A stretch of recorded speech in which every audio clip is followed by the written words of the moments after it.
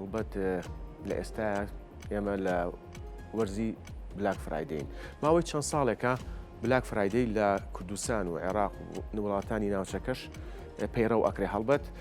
بلاک فرایدەی لە دوای جژنی سوپاسگوزارەوە هاتووە لە وڵاتانی جیهان و ئەمریکا کە نرخی کاڵا و شتومەک وەک خۆی نامێنێتەوە دا ئابەزێ. ئەمە ژوای کردووە کە هاوڵاتیان بە شێوەیەشی بەرچاو یاخود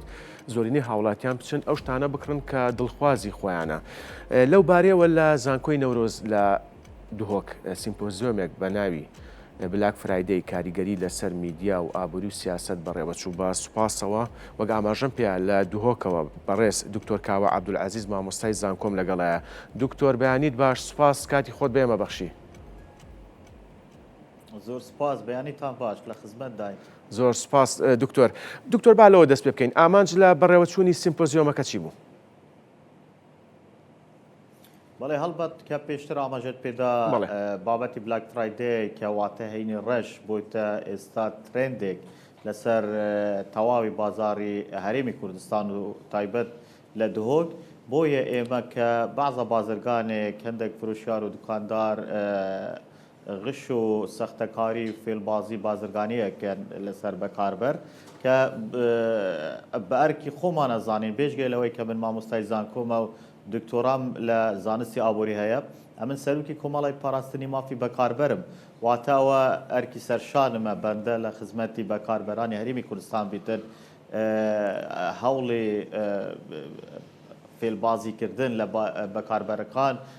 لە ڕێی هەندێک فروشیار و بازرگانەکان لە ڕووی بەکارهێنانی ینی ناوبانگی زیغ یان بریسخەدار وەکو بلاک فرایدەی بپارێزین. ئەم هەفتەی بلاک فرایدە لە هەموو جیهان ئەوەی جێگای دڵخۆشیە هەنە لە هەرێمی کوردستان. زۆر بازرگان داشکاندنەکان ڕاستەقینەن و شتی باشیش ئەرزانەکەن و خەڵکیش قازانجەکەن، هەر خۆیانیش قازانجەکەن کە زۆر شت لە کۆگاکان ئێستا تەراکۆم بووە بەبێ بازاری و لەبەر قەیرانی دارایی و ئابووری هەرێمی کوردستان و زۆر شتی شەیە شمەک و کاڵا کە ڕەنگە تۆزێک نێزیک بێت لە ئەکسپایریان ماوە بەسەر چۆن یاخود هەر مۆدێلی بچیتن کۆم بیت ستۆک بیت لە ناو کۆگەکان. دەرفەتێکی باشە کە ئەو بازرگانە بەڕێزەکان بیفرۆشن. دیسان هەیە کە شمەک و کاڵا ڕەنگە وەکو ڕێکلام بازرگانەکان بەکارهێنن داشکێنن قازانج وازی لە قازانچێنن یان بەشێکی زۆر لە قازانج کە ڕێکلامێک بکەن لە خۆی ئەوەش دەرفەتێکی باشە. ئەوە لە ڕووی ئیسفادەی فروشیار. لە لای بەکاربەری شەیە زۆر حەزی لە شۆپینگکە ئەگەر دەرفەت هەبیتن وەرزی داشکاندن و وەرزی هەرزانی هەبیتن فرسەیەکی باشە کە زیاتر شۆپینگ بکەتن، زۆر شتش ئەرزان بەدەستەکەوێتن. ڕەنگە زیاتر بابەتی جلوبەرگ و کەلوپەلی ناوماڵ یاخود کاڵای خانمان داشکاندن لەسەر بیتن کە هەردوو لا قازانجێکە. بەڵام ئەوەی جێگای داخە هەندێک دوکاندار و فروشیار ئەو هەڵەیە بە دەرفەت ئەزانن کە فێڵ لە خەڵک بکەن و سەختەکاری لە بازار بکەن. ئەو سەمپسیۆنە لە زانکۆ بەڕێمان کرد کە خزمەتی تەواوی پرۆسەی بازرگانی بکەین و خزمەتی بەکاربەر بکەین و هوشیاریەک لە ناو کۆمەلگا بەرپا بکەین کە نابێت خەڵک لە هەموو شتێک بڕوا بکات. یان داشکاندن هەیە لەسەر شاشەکان ڕەنگە تا ئێستا ژمارەی لەسەر تابلوی دوکانەکەیە تا 80-90% داشکاندن. یعنی پرسیارمان ئەوەیە ئەو داشکاندنە ڕاستەقینە یاخود ڕاستەقینە نییە. دیسان هەیە فروشیار ستیکەری کۆنی لەسەر ستیکەرێکی تیش لەسەر داد بۆ نمونە بەهای قاتێک لە $6 دەکەتە $120 و ئەنجا 50% داشکاندنی بۆ کەت وات هەر دەبیتە $6 یعنی هیچی نەکردیە. ئێمە هەوڵمان ئەوەیە بە تەنسیق لەگەڵ لاەنە حکوومەکان سازیە حکوومەکان کە ئیش بکەین بۆ پاککردنی بازار لە فێڵبازی و سەختەکاری بازرگانی و هوشیارکردنی کۆمەلگا بە شێوەیەکی گشتی هەلبەت بە ڕێگای ئەو سەمپسیۆنە بە ڕێگای میدیا و سوشال میدیا ئیشەکەن بە ڕێگای پەنال ڕاستەخوو بە ڕێگای ئەو بەرنامە بەڕێزێکە بینەرێکی زۆری کورتسات ئێستا تەماشاکەن هەموو هەوڵمان ئەوەیە زیاتر خەڵکی خۆمان هوشیار بکەین لەو بابەتە. بەڵێ دکتۆر وەک خۆت ئاماژەت بە حاڵەتی فێڵ و ساختە کرد لە کاتی بلاک فرایدەیە. ئایا هاوڵاتیان تا چەند ئەتوانن لایەنە پەیوەندیدارەکان ئاگادارکەنەوە سکاڵای یاسایی خۆیان تۆمار بکەن؟ والله ئەوەی جێگای داخە تا ئێستا هەوڵاتیان ئەوەندە وعی نییە کە ئەگەر فێڵش لێ بیتن بێن سکاڵات تۆمار بکەن یاخود هەرچنە بیت لانەش پەیوەنددارەکان ئاگادار بکەن کە ئەو بازرگانە ئەو سۆپەرمارکتە هایپەرمارکتە غشێکات یاخود استیغلالی خەلەکاتن ئێستاش خاڵک ئەگەر تووشی حالەتێک بێت بە باشترین حالەت ئەوەیە کە پێڵت کاکە لۆ من بگەڕێنەوە یاخود ئەمن قبول ناکەم ئەتوفێل لە من بکەی و تەواو پێناڵێت کاکە من قبول ناکەم ئەتوفێل لە هەموو کۆمەلگا بکەی چۆن ئێستا دەبێت ئێمە هەمومان ئاسایش بین پێشمەرگە بین پۆلیس بین نەهێڵین تیرۆریستێک بێت بۆمبێک لەناو بازارێک دابنێت و بتاقیت خودێنێکت یعنی خوا نەخوازرات کە زۆر زارەری بکەتت دەبێت ئێمە ئەوها هەمومان چاودێر بین لەسەر بازار یعنی زۆر قرسە و ممکن نییە حکومەتی هەرێمی کوردستان لە هەموو گەڕێکێک لە هەموو تاقێک لە هەموو شەقامێک لە بەردەرگای هەموو دکانێک ئاسایشێکی ئابووری یاخود پۆلیسێک یاخود چاودێرێکی بازرگانی دابنێتن دەبێت ئێمە خۆمان بەرەو ئەو ئاراستەی بچین چاودێری خۆیەتی کە خۆ لە سەختەکاری بپارێزن و دیسانێکیش ئەمن حەزەکەم یعنی هاوڵاتیان و بەکاربەران بە گشتی دوو ئیش بکەن ئەو بازرگانێک کە خزمەتی پرۆسەی بازرگانی و داشکاندنی ڕاستەقینەکەت شتی بە کواڵتی دەفرۆشیتن ئێمە هانی خەڵک بدەین لەو برادەرە شت بکڕێتن یعنی ڕێکلام بۆ بکەین و پرۆپاگەندە بۆ بکەین یارمەتیدار بین ئەمن بە هاوڕێ خۆم و بە خێزانی خۆم و بە زمەلای خۆم لە خوێندن مامۆستایان گەڕێکی خۆم هەمویان ئاگادار بکەم کە فلان جێگا داشکاندنی باشە و ڕاستەقینە شتی لێ بکڕن بە پێچانەوەش ڕکلامی سلبی بۆ ئەو لانە بکەین کە فێلبازی لە خەڵکێگاتن یعنی هەیە فرۆشیار دوکاندار دەزانی کە ئەوە سەداسەد سەختەکاریەکەتن شتێک دەزانی سعری چەندە پێشتر و ئێستا داشکاندنی شلۆکردیە و هەر گرانە دەبێت ئێمە یارمەتیداری یەکتر بین کە نەهێڵین فێل لە کۆمەلگا بکرێت و بەو شێوەیە ئەتوانین باش و خراپەکان لێک بکەینەوە و جیاوازی لە نێواندا باشەکان پەرە پێ بدەین پشتەوانی لێ بکەین و خراپەکان محاولە بکەین دەربکەین لە ناو بازار ئەگەر ئەمە توانیمان کە ئەو چاودێریە خوێتیە کە خزمەتی خۆ بکەین هەلبەت هانی حکومەتی شەدەین حکومەتی شڕێکاری باشتر ئەگرتە بەر و بازار خاوەن دەبێتن بەڵێ دکتۆر من ئەم پرسیارەم ئەەکەم بە دوو بەشەوە بەشی یەکەم سیمپۆزیۆمەکە با بچینەوە سەری چەند تەوەری لە خۆ گرت بوو هەروەها لە سیمپۆزیۆمەکە باس لە سوودەکانی بلاک فرایدەی کرا یاخود هۆشیاری هاوڵاتیان بەرامبەر بلاک فرایدەی وەک بەڕێستان ئاماژەتان پێدا؟ بەڵێ هەڵبەت ئەو سیمپۆزیۆمەکە لە زانکۆ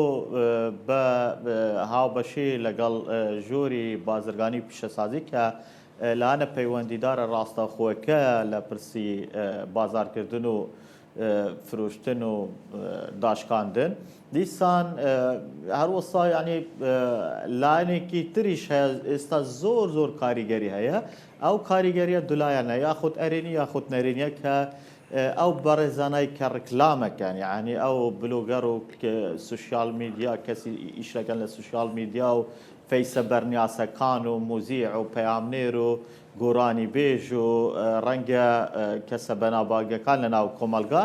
کە هەندێک لە بازرگانەکان استیغلالی مووقفیانەکەن یاخود فۆلۆوەر و متابعی ئەو کەس بەڕێزانەکەن کە کاڵا زیاتر بفرۆشن یاخود شمەکەکان ئاشنای خەڵک بکەن بە ڕێگای ئەو برادەرانە سۆمپۆزیسیۆم سێ پانەڵ بوو پانەڵی یەکەم خۆشبەختانە منی پێشکەش کرد کە بریتی بوو لە مێژۆی بلاک فرایدەی و چۆنیەتی دەرچۆنی و شێوازە سەرکەوتووی بلاک فرایدەی لە ڕۆژاوا وەختە لە ئەمریکا و ئەوروپا و چۆن کۆپی بکەین بۆ هەرێمی کوردستان و ئەو خاڵە لاوازەی کە لە هەرێمی کوردستان ئێستاە بێژگەلەوە کە بابەتی هوشیارکردن و بابەتی درکاندنی هەندێک حالەت کە بە بەڵگە بەدەستم کەوتە بەپێ ئەو بەرپرسارەتی هەمە کە بەرپرسی کۆمەڵی پاراستنی بەکاربەرم بە دوکیومنت و بە بەڵگە 12 جۆر سەختەکاری و فێربازی بازرگانی لە ناو سنووری پارێزگای تۆمارم کردیە و لەو کۆتایە بوویتە 13 کە بازێکیان لە ئیشی فرۆشتنی ئۆنلاین واتە فرۆشتن بە ڕێگای پێیجە سەختەکان یاخود ئەو پەیجانەی کە بە شەوت بە تایبەتیش لە تیکتۆک زۆر کاڵا فرۆشن فێڵیەکەن واتە دیاردەیەکی بەردەوامەش ڕێکار و شێوازی سەختەکردنی تازە سەر هەلدەن. بە تەنسیق لەگەڵ چاودێری بازرگانی دهۆک ڕێکاری باشمان گرتوتە بەر کە ڕێگیر بین لەو سەختەکاریانە. دیسانێکیژیش ژۆری بازرگانی پیشەسازی بە حکمی ئەوەی کە ئیشی خۆیانە و ڕەنگە بازرگانی باشی شەبن کە سمعەتی هەمویان خراپ نەبیتن پێمان گوت کاکە دەبێت ئێوەش یارمەتیدەری ئێمە بن ئەو بازرگانەی کە داشکاندنی ڕاستەقینەکەت کە بلاک فرایدەی ئیستیغلال نەکات شتێکی باشەکەت محاولەکەتن وازی لە قازانج و ڕەبحی خۆی ئەو فترە بینێتن کە هەر بۆیەش ڕکلام بیتن و هەم خزمەتی خەڵکیش بکەتن ئەوە جیایە بێجگەلەوە ئەوە ئیستیغلالی ئەو ڕۆژە و ئیستیغلالی بیرروکەی داشکاندنەکەت و ئیستیغلالی ناوی بازرگانانەکەتن دەبێت ئێوەش لە پێشی ئێمە ئەوان سزا بدەن یاخود ڕسوا بکەن بۆیە کە پەناڵەکە یاخۆ سامپۆزیسیۆنەکە سێ پەناڵ بوو پەناڵ یەکەم من بوو پەناڵی دووەم سەرروکی ژۆری بازرگانی و پیشەسازی پارێزگای دۆ بوو پەناڵی سێەمیش کەسێکی بەرنیاز کە زۆر ڕیکلامەکەت و میدیاکارێکی پارێزگای دۆ بوو ئیش قسەی لەسەر ئەوە کرد کە چۆن ڕۆلی خۆی ببینن بۆ گەیاندنی کاڵای باش دەنگ و ڕەنگی بازرگانی باش بە خەڵک و وازێنان لە ڕکلامکردن بۆ حالەتە نەخوازراوەکان لە ناو بازاردا. باشە کەواتە دکتۆر ئێمە توانیومانە وەک پێویست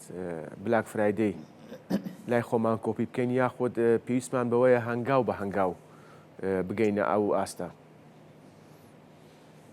وڵا بەداخەوە ئەگەر ڕازگۆ بین لەگەڵ خۆمان نەخێر نەمانتوانیوە تا ئێستاش ئەوەیش لەبەر زۆر زۆر هۆکار یەکەمیان نەبوونی یاسایەکی تایبەت بە داشکاندن لە هەرێمی کوردستان یاسایەکی تایبەت بە نهێشتنی سەختەکاری بازرگانی لە هەرێمی کوردستان یاسایەکی تایبەت بە ڕکلامکردن لە هەرێمی کوردستان یاسایەکی تایبەت بە فرۆشتنی نەقد و قسط لە هەرێمی کوردستان واتە زۆر بابەتی بازاری و بازارگەری هەیە کە یاسا بووی نییە بێجگالەوە یاسایەکی کۆنی هەیە پێڵێن یاسای پاراستنی مافی بەکاربەر لە هەرێمی کوردستان دەرچووە نافزی قانونی ژمارەیەکی یاسای عێراقی کە لە ساڵی 2010 دەرچووە ئێستا بەرەو ساڵی 2025 ڕوین واتە 15 ساڵ پێش ئێستایە بە هەموو شێوەیەک بازارکردن گۆڕاوە یعنی شتی تازای پێگەشتووە لە بێجگەلەوەش ئەو یاسایە لاوازەش وەک خۆی جێبەجێ ناکرێت یعنی بەداخەوە زۆر بڕگێتە بۆ نمونە ئەگەر دەرفەت هەبیتن ئەو کەسەی کە پێڵن مخبر شتێک ئاشکرا بکات بازرگانێک کاڵایەکی سەختە ئەکسپایر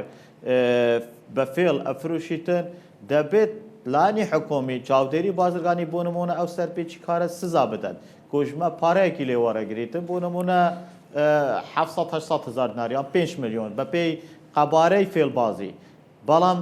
برگەی دووەم هەر لەو یاسایە پێڵێتن ئەو کەسەی ئەو بەکاربەرەی کە بوویە هۆی ئاشکراکردنی ئەو فێڵە دەبێت پاداش بکرێتن بە مەبلەغێکی پارە لە نێوان 100 هزار دینار بۆ 1 میلیۆن دینار یەکەمیان جێبەجێکرێت پارە وەرەگرێت لە خەڵک دووامیان جێبەجێ ناکرێت طبعا خەڵکیش ملزەم نییە کە هەموو شتێک پێ بگەینیت و بێتە دادگا و بێتە داواکاری گشتی و بێتە کۆمەڵی پاراستنی بەکاربەر و بڕۆتە چاودێری بازرگانی یاخود ئاسایشی ئابووری قسە لەسەر کەسێک بکەتن یعنی ئەضعف الئیمان هەر پێڵێکا کە پارەی خۆم بینە فێڵ لە من نەکە بەڵام ئەگەر ئەو بڕگەیە جێبەجێ بکرێت ئەمن متەئەکدم زۆر خەڵکێ ئێستا دەرچووی زانکۆ پەیمانگە هەر ئیشێک بەدەست ناکەویتن لە بابەتی سەختەکاری فێڵبازی ئەگەڕێتن لە ناو گەڕەک و دوکان و کۆمپانیا و کۆگا و فروشگاکان کە ببێنێتن بۆ بتە واردێک سکاڵای تۆمار بکات یاخود بەلانە شۆلەژەکان بگەینیتر پاداشتێک وەربگریتن بەڵام ئەگەر جێبەجێ نەکرد طبعا هەموو تەسەتور لەسەرەکەن و یعنی تایبەتی شێمە لە کۆمەلگایەکی زیاتر ناسکاری لەگەڵ ئێمە هەیە بەڵێ کەواتە دکتۆر کاتی ئەوە نەهاتووە ئێوەی ئابووری ناس ئێوە کە کەسانی ئەکادیمین ڕژنووسێک ئامادە بکەن تایدا ئەو یاسایە ڕێکخرێتەوە کە وەک بەڕێستان ئاماژەتان پێدا و ئاڕاستەی لایەنە پەیوەندیدارەکانی بکەن بە تایبەت لە دوای پێکەنانی کابینەی نوێی حکوومەت بەڵێ بەڵێ پرسیارێکی زۆر لە جگای خوددا بەڵێ. نەکاتێەوە نهاتێ کردومانە بە نووسراو 16 ڕێنمای تایبەت بە داشکاندن بە ڕکلامکردن بە ڕێکخستنی بازار تایبەت بە یعنی ڕۆژانەی کە پێڵێن وەرزی داشکاندن بە تایبەتتریش لە بلاک فرایدای نووسیمانە بە نووسینی ڕسمی دامانە بە چاودێری بازرگانی دۆک بۆی تا ڕێکلام و ئێستا جێبەجێشکەن بە تەنزیق لەگەڵ هەوان طبعاً دیسان یعنی پەرلەمانتارانی بەڕێز ئیشیان چی ئەگەر کارێکی وان نەکەن با بێن ڕاوش لەگەڵ ئێمە بکەن ئێمە خزمەتیان نەکەین بە نووسینیشە دەنێت تەنیاوان دەنگی بەرز بکەن و دەستی بەرز بکەن ببیتە یاسا هەر نەبیتشی ئێستا توانین ئیسیفادا بکەین لە یاسایەک وەکو یاسای نەهێشتنی سەختەکاری بازرگانی وڵاتی سعودیا یاسایەکی زۆر باشە تقریبا ئەگەر ئەو یاسا بینین دەستکاریەکی بەسیط لەسەر بکەیت زۆر خزمەتی پرۆسی بازارگاری و بازرگانی هەرمی کوردستانەکەتەن یعنی ئەو یاسایە دەڵێتن ئەو فروشگایە ئەو دوکاندارە ئەگەر نیازی کاڵای بیتن دەبێت پێشتر هەموو نرخەکان لە ناو کاشێرکە فروشراو بیتن ئەو کاڵایە بە لانە چاودێرەکان بدەتن ئەنجا مۆلەتی داشکاندن وەرگریتن ئەگەر کاڵەکان لە ناو دوکانێک 50% لە ئایتمەکان داشکاندن لەسەر نەبیت ماف نییە حەق نییە لافیتەی لە دوکان بدە دەڵێتن داشکاندنەکەم لە ساڵی 3 جار مافی داشکاندن هەیە ئێستا هەیە فروشگا دوکان لە سلێمانی لە هەولێر لە دهۆک بە درێژایی 12 مانگی ساڵ لافیتە لەیە 12 مانگی ساڵ کە داشکاندنی هەیە 50% 40% واتەوە نرخی ڕاستەقینەوە داشکاندنیە داشکاندن ئەوەیە کە شتێک بفرۆشی بە خەڵکێک بکڕێت داخلی حسابات بکەیت ئەنجا سعریدا بەزیێنی کە بە نرخێکی کەمتر بفرۆشی بەڵێ بەڕێز دکتۆر کاوە عەبدولعەزیز مامۆستای زانکۆ سپاس ڕاستەوخۆ لە دهۆکەوە لەگەڵمان بوون سەرکەوتوو بن